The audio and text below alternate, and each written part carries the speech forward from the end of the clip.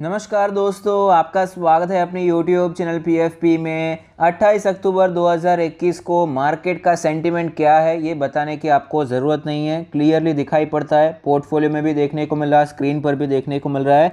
Nifty 50 में आपको बहुत वीकनेस देखने को मिली। 18,000 का लेवल टूटा, 17,900 का भी लेवल हमें आज ही टूटता हुआ नजर आया है। 2% की गिरावट है, जिसमें निफ्टी बैंक ने कंट्रीब्यूशन बहुत किया। ऑलमोस्ट 3.5% की गिरावट आपको निफ्टी बैंक में दिखाई पड़ती है। मिड कैप में कंपैरेटिवली कम गिरावट हुई है, निफ्टी बैंक के कंपैरिजन में 1.96% की गिरावट है। तो ओवरऑल मार्केट में आज हमें गिरावट ही देखने को मिली। तो एडी रेशियो भी डिक्लाइन के फेवर में जाता हुआ नजर आया।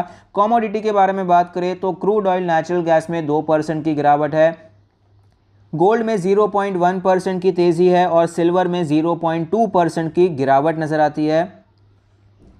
करेंसी के बारे में बात करें तो यहां पर एक अच्छी न्यूज़ ये है कि रुपये में आपको स्ट्रेंथ बढ़ती हुई नजर आई है। मैंने सोचा था कि रुपये में आपको एक्चुअली आज वीकनेस देखने को मिल सकती है, क्योंकि आज जिस प्रकार की गिरावट हुई है, एफआईआईज ने सेलिंग किया होगा। जब भी एफआईआईज लगातार सेल करते हैं तो जनरली करेंसी ट्रांसफर करते हैं, डॉलर की डिमांड बढ़ जाती है, रुपये वीक होता हुआ नजर आता है। लेकिन आज माइनर से आपको यहाँ पर स्ट्रेंथ देखने को मिल रही है रुपये में, अच्छी बात है। ग्लोबल इंडाइसेस के बारे में बात करें तो एसजीएक्स निफ्टी फिलहाल हमें 50 पॉइंट्स पॉजिटिव में नजर आता है और ओवरऑल थोड़ा पॉजिटिव थोड़ा नेगेटिव ही ग्लोबल इंडाइसेस में चलता हुआ नजर आता है।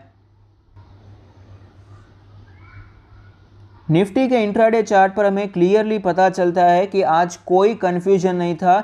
कल लास्ट 1 घंटे की गिरावट जो थी वो आज हमें कंटिन्यू रहती हुई नजर आई है। कोई वॉलेटिलिटी नहीं थी, ट्रेंडिंग मार्केट देखने को मिला है। सिंपली मार्केट आज हमें नीचे ही जाती हुई नजर आई है। तो कल के लिए हमें कौन से इंपॉर्टेंट लेवल्स देखने को मिल सकते हैं तो 17,800 का जो लेवल है ये तो आपको टूट जाएगा, उसके चांसेस बहुत ही ज़्यादा नजर आते हैं। लेकिन उससे पहले एक शॉर्ट कवरिंग दिखाई पड़ सकती है, क्योंकि निफ्टी बहुत ही ज़्यादा ओवरसोल्ड सिचुएशन में दिखाई पड़ता है। एफएनओ डेटा के हिसाब से यहाँ पर आपको थोड़ी सी तेज़ी एक्सपेक्ट करनी चाहिए। एसजीएक्स निफ्टी में फिलहाल तो हमें वही दिखाई पड़ता है। तो अभी के लिए 18,000 के लेवल आपको रेजिस्टेंस की तरह नजर आएंगे। जैसे ही मार्केट ऊपर जाएगी 17,900, 17,950, 18,000 के लेवल्स पर आपको प्रेशर देखने को मिलेगा। वहाँ पर निफ्टी को शॉर्ट करने वाले लोग आपको दिखाई पड़ेंगे। सपोर्ट के बारे में बात करें, सपोर्ट थोड़ा सा नीचे है जिसे हम डेली चार्ट पर देखने वाले हैं।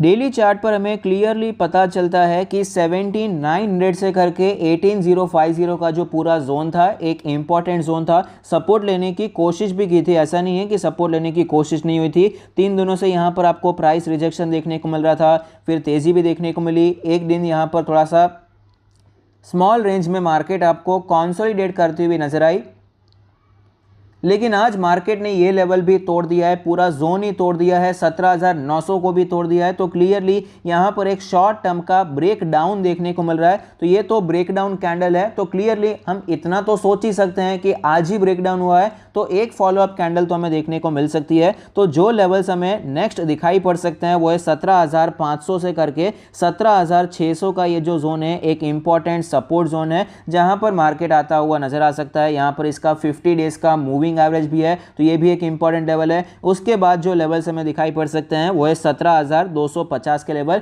ये ज्यादा दूर के लेवल नहीं है, लेकिन एज शॉर्ट टर्म के लिए इसमें डिफरेंस है, फिर भी 100-200 पॉइंट का डिफरेंस आपको दिखाई पड़ता है। तो ये भी एक यहाँ पर सपोर्ट नजर आता है। तो ये जो 17,200 से करके 17,500 का जो पूरा जोन है, थोड़ा हॉलिस्टिक व्यू के लिए ये 300 पॉइंट का जो पूरा जोन है एक अच्छे जोन की तरह नजर आ सकता है, जहां से एक बाउंस बैक देखने को मिल सकता है। छोटा व्यू देखना चाहते हैं तो ये दो लाइंस आपके सामने है, 17,500 600 और 17,250 से 350 ये जोन हमें दिखाई पड़ते हैं, जहां से हम बाउंस बैक एक्सपेक्ट कर सकते हैं।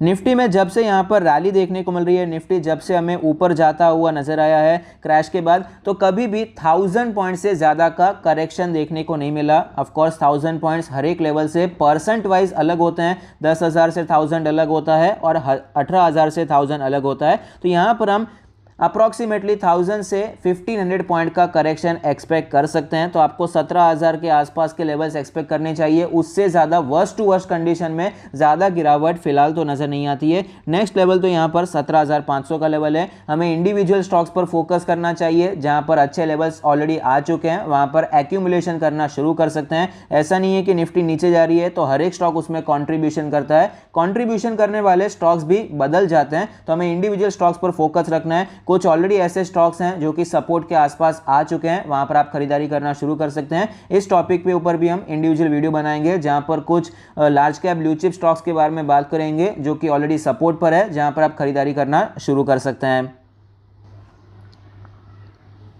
न्यूज़ के बारे में बात करें तो बजाज फिनसर्व के रिजल्ट्स आए हैं। कॉन्सोलिडेटेड प्रॉफिट हमें 14% जंप होता हुआ नजर आता है, लेकिन एस्टीमेट को बीट कर दिया। इकोनॉमिक टाइम्स में जब भी ऐसा लिखा आता है कि एस्टीमेट को बीट कर दिया है, मिस कर दिया है, उसके विरुद्ध ही आपको कुछ मूवमेंट देखने को मिलता है। यहाँ पर मैंने पहले भी नोटिस किया है, लास्ट जो क्वार्टर था वहाँ पर भी तीन चार ऐसे केसेस हुए। बजाज फिनसर्व में भी सेम देखने को मिला, एस्टीमेट को मिस कर दिया, उसके बावजूद हमें बजाज फिन्स दोनों में तेज़ी देखने को मिलती है। इंडिगो के भी रिजल्ट्स आए हैं। नेट लॉस हमें नैरो होता हुआ नजर आया। नेट लॉस अभी क्वार्टर ऑन क्वार्टर बेसिस पे कम हो चुका है, अच्छी बात है। फिलहाल मार्केट भी एकदम अलग ही चल रही है। जिसका नेट लॉस कम हो रहा है वहां पर आपको तेजी देखने को मिलती है, ऐसा बता करके अच्छी बात है। ये तो ऊपर जा रहा है, नेट लॉस कम हो रहा है, और जहां पर नेट प्रॉफिट कम हो रहा है वहां पर बात करते हैं नहीं प्रॉफिट कम हो गया तो आपको अभी गिरावट तो देखनी पड़ेगी।